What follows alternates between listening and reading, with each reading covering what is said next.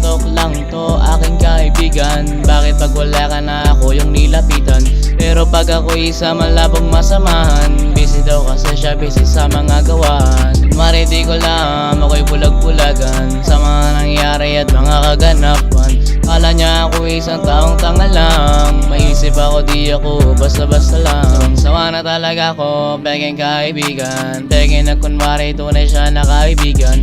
Isa kang tanga-tanga sa mga ginawan, ikaw ay bukod tangi ko lamang sinasabihan. Sana bukas balang araw maintindihan kung ba't ako nakikanto sa ginawa na yan. Di ka na makatikit sa'kin bukas at kailanman, parang dati ay kabit ka pa, ba't tila mina may tiban? Huwag ka nang dumikit sa akin, ayoko maging mabaho, lumayo ka na sa akin, ayoko maging tarantado, di ka na makakalapit, hindi naman ako bobo, higit ka sa akin, ako mukhang malabo, matuto namang mahiya, mukha pala, mag-aasyo ka na lang, ikaw pa'y nagpalata. Sorry na isulat ko, to lang aking sinasadya, para numipis naman yung makapal mo na mukha.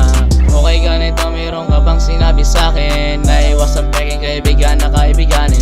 Pinakulo mo yung dugo ko, pwede na masaing. Nagagalit ako sa'yo kaya huwag ka magpapakita sa'kin. Iniwasan na lang magsalita para walang gulo. Di kita papansin pang ikaw na lumayo.